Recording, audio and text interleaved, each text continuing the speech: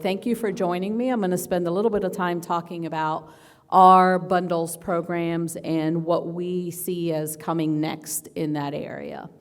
And we can't really start talking about bundles programs without talking about value-based care in general and kind of how we got to this point. So Humana has a long history of doing value-based care contracts with providers.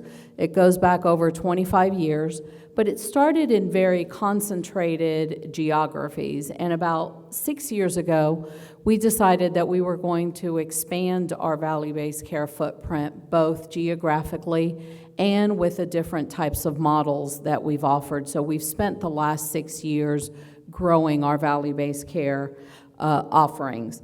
For us, the issue with the fee-for-service model, as it is for most, is it's costly, and it only allows providers to take care of issues that come up while patients are in the clinical care setting. Fee-for-service doesn't provide the funding or the incentives for providers to give long-term sustainable health care improvements or preventative care measures. So we feel that our value-based payment models provide incentives that allow physicians to address both clinical and social needs in and outside of the clinical care setting. So about 6 years ago, we developed a value-based care continuum that allowed us to meet primary care physicians where they were at in their value-based care journey. We provided models that rewarded good outcomes, performing quality measures, and we had financial rewards for those behaviors. Those financial rewards we felt would help providers invest in their capabilities, and as they invested in their capabilities, they would develop the ability to move down the continuum and have further risk-taking with us. And so rather than paying for services, we paid for things like meeting quality measures, coordinating care, preventing repetitive treatments, and controlling overall costs. With this continuum, here's what we've been able to achieve. So since 2014, on an annual basis, we publish a value-based care report that we share with communities and nationally that tells everyone how our value-based care providers performed in the previous year. This here is a snippet from our 2018 value-based care report, and what we found is that our results are largely favorable. We're making a marked difference in the way that patients approach their well-being. And because value-based care is enabling physicians to spend more time with their patients, they're doing more to encourage their patients to obtain preventative care and screenings. We're seeing fewer ER visits and resulting lower admissions. So you can see we have 7% fewer emergency room visits for patients that are aligned with a value-based care primary care physician. That results in a 5% lower admission per 1,000 rate. We're seeing lowered costs. We're seeing increased shared savings. And finally, and just as importantly, we're seeing that we are able to reward physicians for the work that they do. Our value-based care physicians in 2018 received 16.9% or 16.8. I sometimes want to make it a little bit higher, but they receive 16.9% of the healthcare dollar of the patients that are attributed to them. That compares to 6.9% of the healthcare dollars for Humana's primary care physicians that are not in a value-based care model, and that compares to about 2 to 3% that CMS, for example, has said they spent on primary care physician in traditional Medicare. So we are seeing improved outcomes, improved costs, and improved ability to reward our physicians for the work that they are doing. So we took all of this work that we had done and we've started expanding it into other areas. Bundled payments is one of the areas that we'll cover more in depth today. We also have a hospital incentive program and some additional categories in post-acute and chronically ill space, but I will spend the time today talking about bundled programs. And again, while much of value-based care has centered on primary care, we believe that there are opportunities for specialists as well. For us, right now it's been through our bundled payment programs. And our bundled programs offers shared savings opportunities to our specialists for exceeding clinical and total cost of care goals. Our bundled programs cover various procedures. We started them in 2016 with a pilot for total joint replacement in the state of Ohio, and we have grown it since there. I'll tell you a little bit about where we are now in an upcoming slide. Our programs are retrospective, episodic, total cost of care models, and they have a value-based care approach to share with the specialist. These specialty care models are designed to improve the quality and outcomes and to also reduce costs across a patient's entire episode of care so that they don't just involve the triggering event. The programs are intended to deliver a more coordinated care experience for our patients with goals that include reduced readmissions and complication rates. So let's go a little bit deeper into our bundled payment program since there's been a lot of interest. We've seen a lot of interest in this program since we've launched it. As part of our program, we start for every episode, we have a principal accountable provider that is assigned per episode, and that principal provider is accountable for the patient's care through the entire episode. They are responsible for the clinical outcomes of the episode and all of the costs of care in the bundle. If the cost of the episode of care exceeds an allotted amount, the practices are not, don't have a financial penalty for our program, but we do share savings beyond that allotted amount with them at the end of the year in a payment. Our program is retrospective. It does not impact claims as they are happening, so there's no immediate impact on cash flows for a provider, but we share an annual shared savings payment at the end of sometime in the first quarter of the following year. So all of our bundles have a bundle timeline. They are different by bundle depending on what's going on. And one of our goals in designing the episodes is making sure that the pre-trigger window and the post-trigger window are broad enough that they allow us to capture the things that our providers can do to affect the cost and quality of the outcome. So, for example, if you look at our total joint replacements, it's important to have a pre-trigger window that allows for things that can happen before the surgery that can help improve the outcome of the surgery.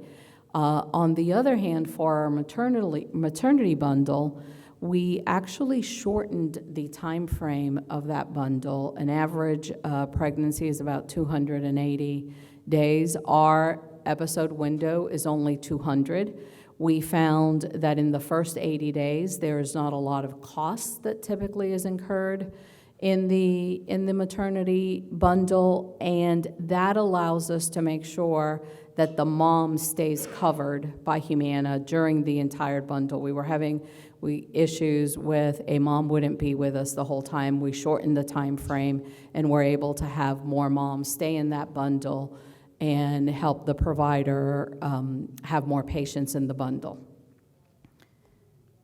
Now, Our bundled program, we started it as a phased approach. We were very targeted and focused in how we've grown our bundled initiatives. As I said before, we started with a pilot in 2017.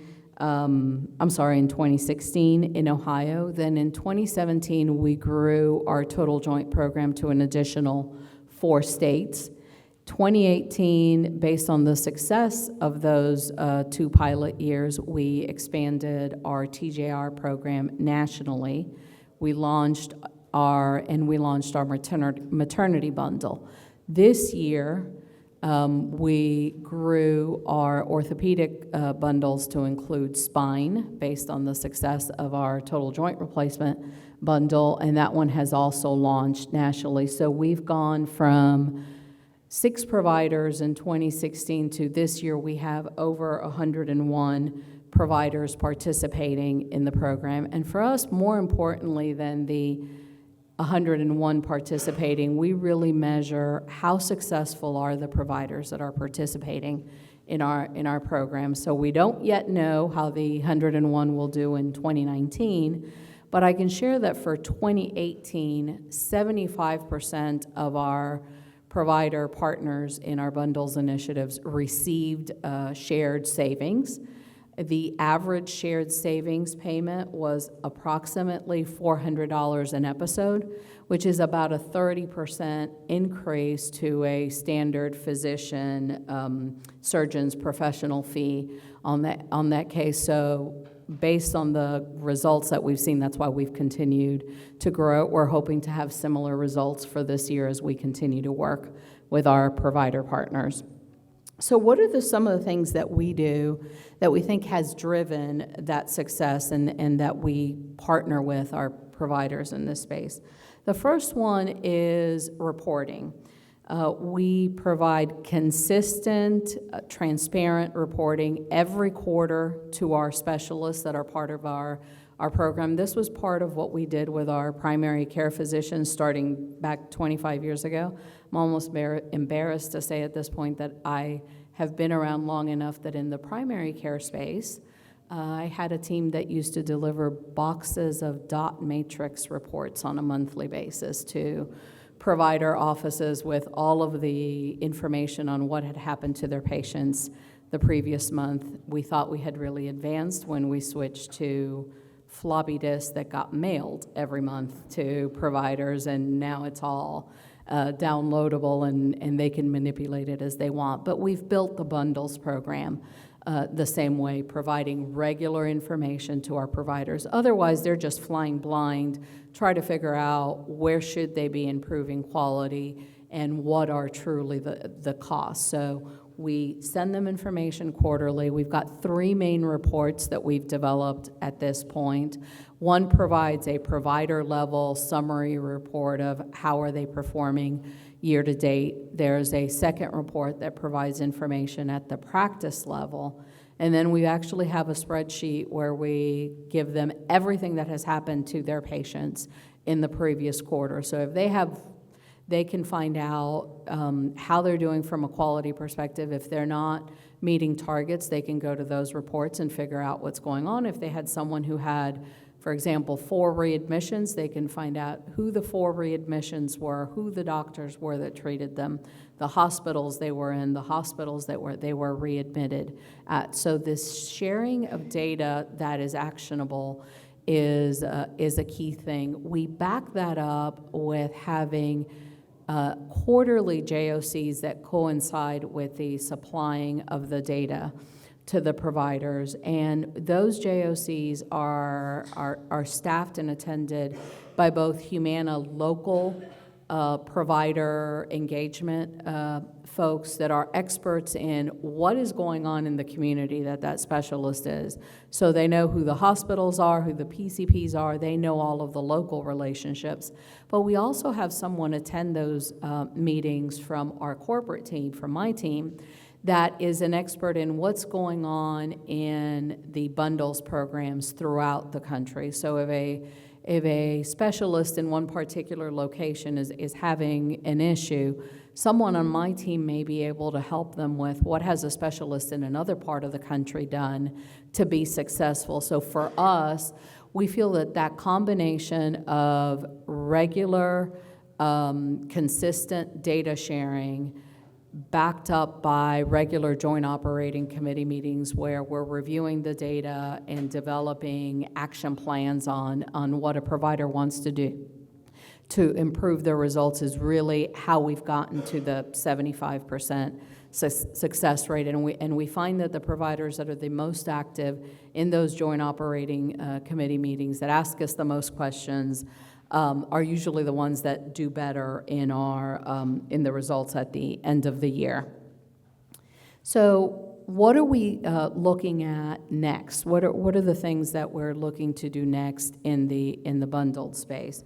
So the first one, like I said before, we've been pretty focused and strategic on expanding our bundles. We want to make sure that we are offering bundles that make sense for provider partners, that there's things that they have an appetite to do and things that make sense for us to do as well, where we'll have enough volume to have it be significant for providers.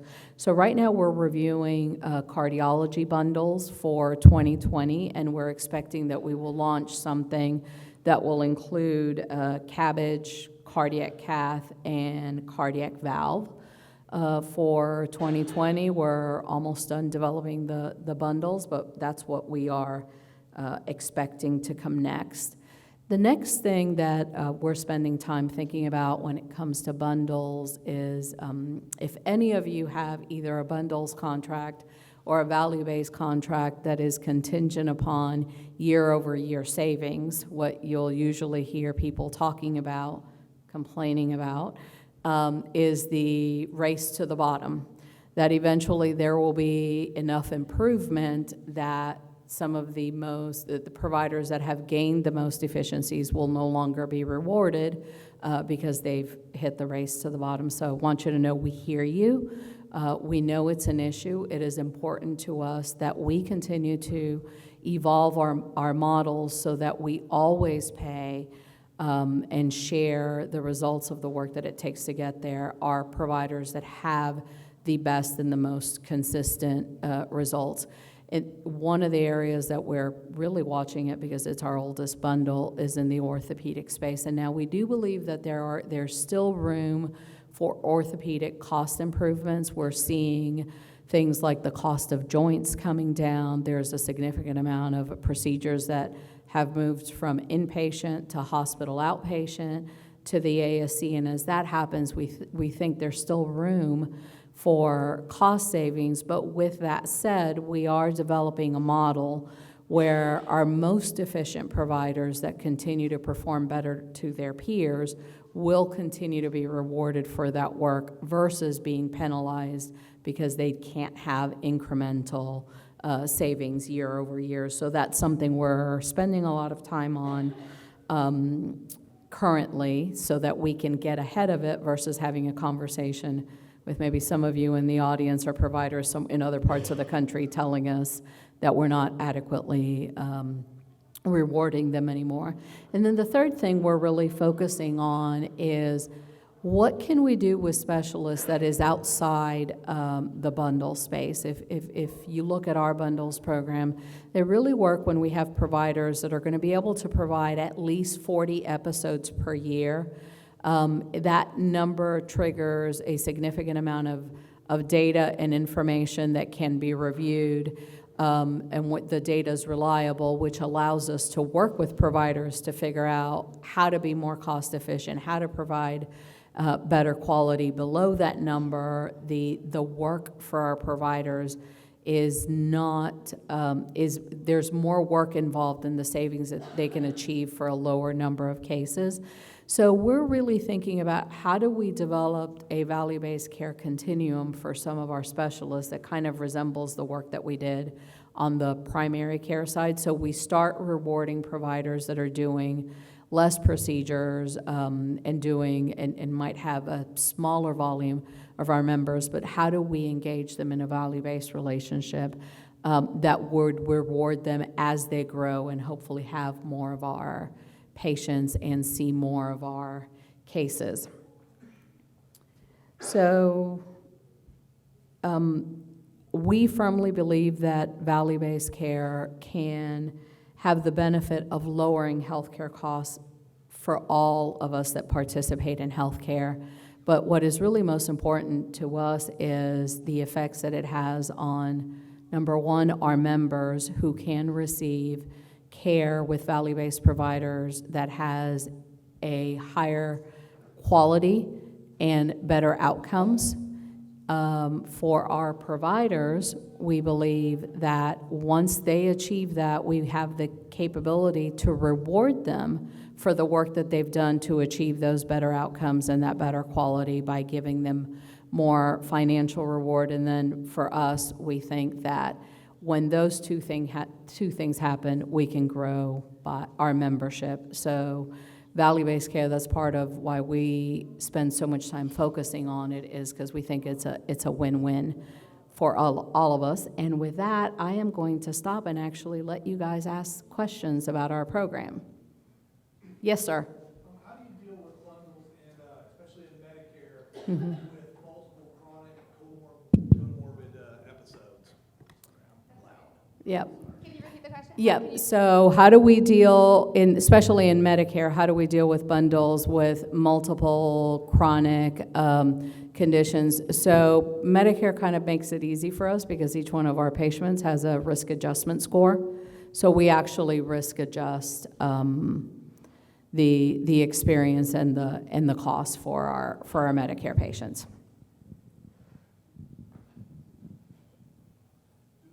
In that same sense, Mm-hmm. so if they qualify for more than one of your bundle, how do you know which priority it takes?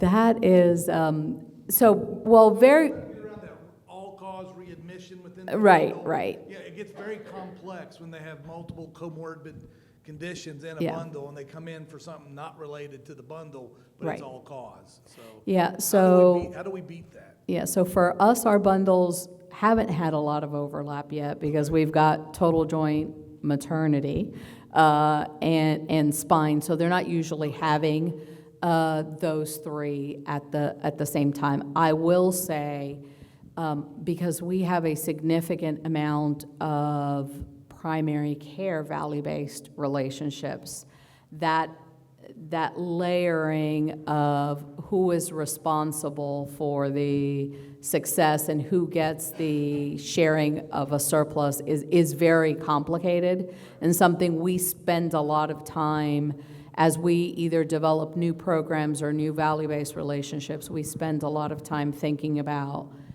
who gets that primary shared savings and who gets the next layer. We found, for example, and it's a slightly different question, but you just led me down that rabbit hole that I'm going to follow. We find when we launched our bundles, one of the concerns that we had was how would our primary care physicians feel about sharing those surpluses with the specialists. And we found that in most markets where we have both, our PCPs welcome the specialist help in having a successful joint replacement that has less readmissions, that has less complications, and they're happy to share those surpluses. But it is extremely complex to layer all of that in.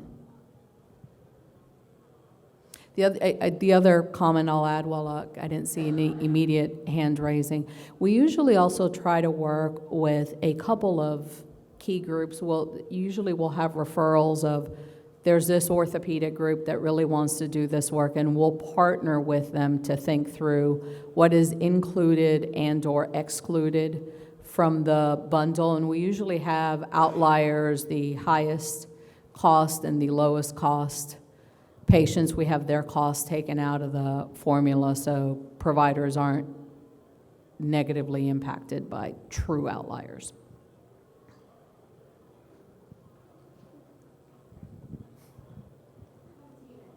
Sorry. So kind of along with what you were just saying about how you would get the shared savings to the specialist, when you talked about every episode having a principal accountable provider, is that always the PCP, or like in the total joints, I'm imagining it's the surgeon, not an anesthesiologist? How do you make sure if they're not all in the same or practice that shared savings happens?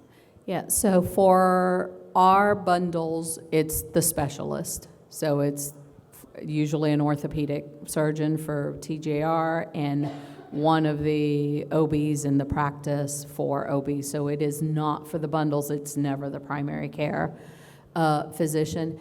Because our bundles are retrospective and not prospective, where we pay out the entire bundle price, we still pay all of the other claims that come in for that patient, whether it's the anesthesiologist or the hospital or the ASC, and we don't have any bundles contracts, let's say, with an anesthesiologist for a total joint. So far, we've done it with the specialty that actually does the surgery. That's still part of the criteria of what the surgeon's getting shared savings based on? Yes. So there's nothing to connect that the anesthesiologist or ASC would have a share in that if the surgeon has it? No, not to date. Okay. Yes, sir. I don't know how much of an impact it would have on Humana's Medicare business, but what do you think is the threat to somebody like Humana from some of these national center of excellence vendors like Surgery Plus or Bridge Health and the like? Can they do it cheaper, better, faster than you guys can? We haven't seen that happen. So, it can develop that way. But we have not seen it happen yet. We've seen some prospective bundles that happen in the commercial space, and obviously we have a lot of Medicare. We've been pretty successful working with local provider groups and doing local relationships. So I think still a question mark on the future of some of those. Hi, Mace Hi. DeVries with Symmetry Health. If a provider wanted to talk to a payer such as yourselves about the total cost of care for patients who come through their doors, who would they be best aimed to talk to? Usually they can start with the local market. So whatever state you're in, there's usually a Humana local market. If you don't know who that is, you can contact me and my team and we'll send you out. But usually a lot of our relationships start locally. We've got pretty large local teams that serve the provider network in each of our markets. Okay, thank you. Okay. Are you using the bundled payment, I guess the value-based payment, as a way to narrow your network or create that value network with specialists in any of your markets? We have not to date.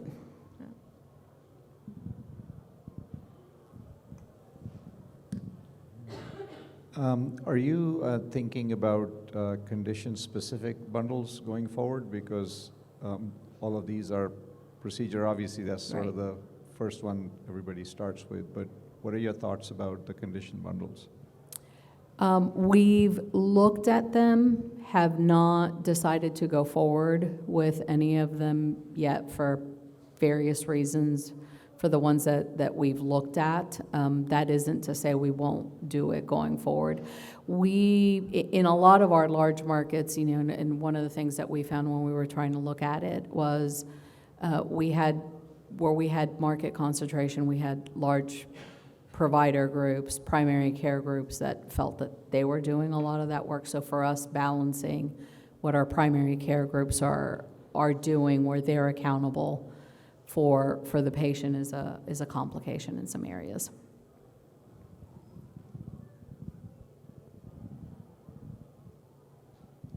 Hi, are you exploring any bundles that tie in the behavioral health aspect? We are looking at value-based and behavioral health, not necessarily as a bundle, but we are looking at how do we introduce more value-based reimbursement in behavioral health generally.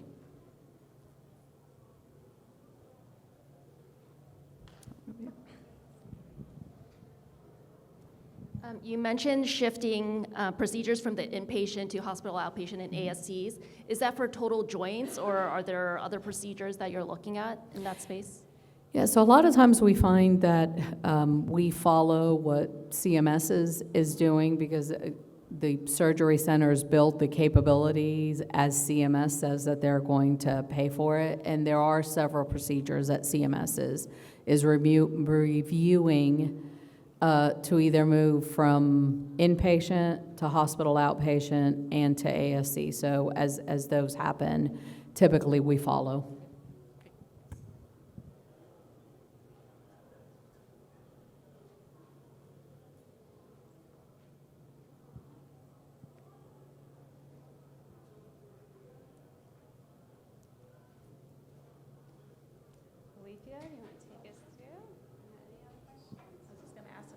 Questions?